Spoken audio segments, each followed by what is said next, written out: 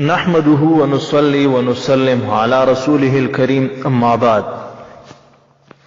وہ شخص جو مجتہد نہ ہو، قرآن و حدیث سے مسائل نکالنے پہ قادر نہ ہو، تو حکم قرآنی فاسألوا اہل ذکر کے مطابق اس کو مجتہد یعنی کسی ماہر شریعت کی پیروی و تقلید کرنی پڑے گی. الحمدللہ ہم مقلدین فقہ حنفی کے مفتہ بہا اور معمول بہا مسائل کے مقلد ہیں، جبکہ لامذہب غیر مقلدین حضرات کا دعویٰ یہ ہے کہ کسی ماہر شریعت کی پیروی و تقلید کرنا خالص شرک، بدعت اور حرام ہے. لیکن یاد رہے، تقلید کے بغیر چارہ ہی نہیں، نہ دینی مسائل میں اور نہ ہی دنیاوی مسائل میں. غیر مقلدین قولاً تقلید سے دوباگتے ہیں مگر عملاً تقلید میں سر تافا ڈوبے ہوئے ہیں. بس ہمارے اور ان کے درمیان فرق اتنا ہی ہے کہ ہم نے باتفاق امت اسلاف میں سے ماہر شریعت کی پیروی و تقلید کی، جبکہ غیر مقلدین نے موجودہ زمانے کے مولویوں کی تقلید کی. آج ہم اہل حدیث حضرات کے جید علماء کرام سے ان حضرات کا تقلیدی ہونا ثابت کریں گے. ان علماء کرام میں سر فہرست کئی کتابوں کے مصنف مولانا وحید الزمان صاحب، وکیل اہل حدیث مولانا محمد حسین بٹھالوی صاحب، اسی طرح مولانا میاں نذیر حسین دیلوی اور جناب عنایت اللہ اثری صاحب شامل ہے. مذکورہ علماء کرام میں سے صرف جناب وحید الزمان کے متعلق بعض اوقات غیر مقلدین یہ بھی کہا کرتے ہیں کہ یہ ہمارا اہل حدیث عالم نہیں ہے.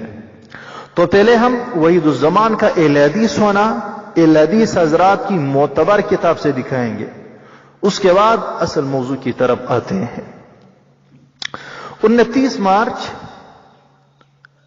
1937 کو اہل حدیث حضرات نے آل انڈیا اہل حدیث کانفرنس منعقد کی، جس میں مولانا ابو یحییٰ امام خان نوشیروی نے اہل حدیث حضرات کی علمی خدمات پر مشتمل ایک تفصیلی مقالہ پیش کیا، جو پہلے ہندوستان میں پھر بعد از تقسیم پاکستان میں ہندوستان میں اہل حدیث کی علمی خدمات کے نام سے خود اہل حدیث حضرات نے شائع کیا. یہ کتاب پاکستان میں مکتبہ نظیریہ اقبال ٹاؤن لاہور نے شائع کیا ہے. اس کتاب میں جن علماء کرام اور کتب کی فہرست پیش کی گئی ہیں وہ ان کی معتبر جماعتی علماء کرام اور جماعتی کتب ہے. ان سے انکار روز روشن سے انکار کے مترادف ہے. اسی کتاب کے صفحہ 160 پہ علامہ وحید الزمان صاحب اور ان کی کتاب نزل الابرار کو اہل حدیث کی علمی خدمات اور علمی کارنامے اور فخریت پیشکش کے طور پر پیش کیا گیا ہے. غیر مقلدین علامہ وحید الزمان کی کتب اور حوالہ جات سے ہرگز انکار نہیں کر سکتے، ورنہ اس کو اہل حدیث کی علمی خدمات کے طور پر پیش کرنے اور اس پر فخر کرنے کا کیا مطلب؟ مشہور اہل حدیث عالم مولانا وحید الزمان صاحب اقرار کرتے ہوئے یوں لکھتے ہیں کہ بعض اہل حدیث ایسے ہیں کہ امام ابو حنیفہ، امام شافعی کی تقلید سے تو باگتے ہیں، لیکن ابن تیمیہ اور ابن قیم اور شوکانی، مولوی اسماعیل دلوی اور نواب صدیق حسن خان مرحوم کی تقلید اندھادھند کرتے ہیں. ان کی مثال ایسی ہے: فر من المطر وقام تحت المیزاب. حوالہ لغات الحدیث مادہ دالخا صفحہ 21. دیکھیے، علامہ وحید الزمان نے صاف اقرار کیا کہ اہل حدیث حضرات ابن تیمیہ، علامہ شوکانی، ابن قیم اور اسی طرح نواب صدیق حسن خان مرحوم کے مقلدین ہیں، ان کی تقلید کرتے ہیں. لہذا ان حضرات کا یوں کہنا کہ ہم مقلدین نہیں، تقلید شرک ہے، یہ خالص جھوٹ ہے. وحید الزمان صاحب مزید لکھتے ہیں کہ تعجب ہے ان اہل حدیث پر جو لوگوں کو تو ابو حنیفہ کی تقلید سے منع کرتے ہیں اور خود جب چاہتے ہیں ابو حنیفہ کے مقلد بن جاتے ہیں. لغات الحدیث جلد 2 صفحہ 150 مادہ سین لام. یعنی تقلید کرتے تو ضرور ہیں، لیکن کبھی اپنے مولویوں کی اور کبھی مجبور ہو کر امام صاحب کی تقلید کرتے ہیں.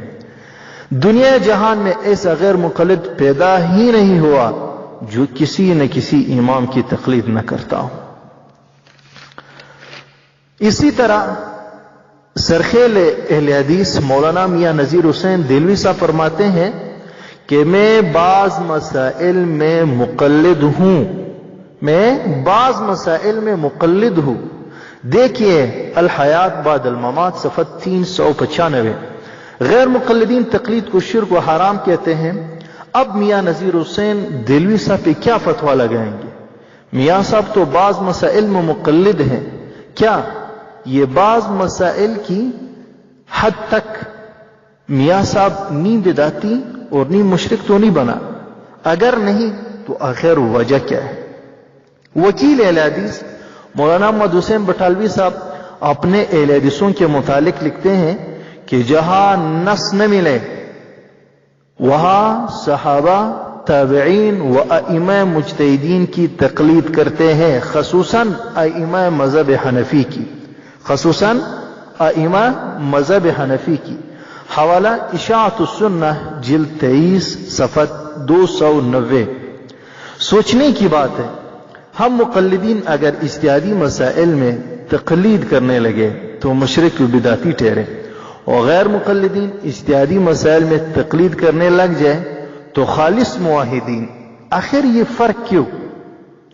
وکیل اہل حدیث نے تو صاف کہہ دیا کہ نص نہ ملنے کی صورت میں اہل حدیث حضرات صحابہ کرام، تابعین و تبع تابعین، خصوصاً ائمہ احناف کی تقلید کرتے ہیں۔ اب غیر مقلدین ہی بتائے کیا وکیل اہل حدیث نے جھوٹ بولا ہے یا پھر تم تقلید کر کے اقرار نہیں کر سکتے ہو؟ عنایت اللہ سری غیر مقلد لکھتے ہیں کہ غزنوی بزرگ خصوصاً اور دیگر اہل حدیث حضرات عموماً امام ابن تیمیہ کی عملاً تقلید کرتے ہیں۔ حوالہ العطر البلیغ صفحہ 159، مشمولہ رسائل اہل حدیث جلد اول۔ بقول اثری صاحب کے غیر مقلدین قولاً مقلد نہیں، کیونکہ اپنے آپ کو مقلد کہتے ہوئے شرماتے ہیں، البتہ عملاً یہ لوگ ابن تیمیہ رحمہ اللہ کے مقلدین ہیں۔ سرخیل اہل حدیث جناب بٹالوی صاحب ایک جگہ لکھتے ہیں کہ مسائل اجتہادیہ میں غیر مجتہد کو اپنے رائے و اجتہاد کو ترک کر کے کسی کی سلف صالحین میں سے تقلید کرنا جائز ہے، اور یہ خالص اہل حدیث ہونے کے منافی نہیں۔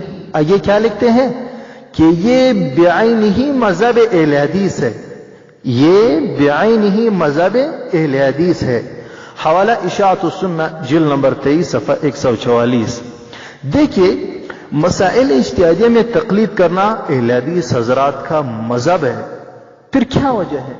ہم اگر سلف صالحین کی تقلید کریں تو مشرک، اور یہی تقلید تم کرو تو خالص موحد۔ دراصل عقل کی کمی ہے، عقل ہوتی تو تقلید محمود کو یہ حضرات کبھی بھی شرک نہ کہتے۔ اللہ تعالی ہمیں عقل سلیم عطا فرمائے۔ وآخر دعوانا ان الحمد للہ رب العالمین۔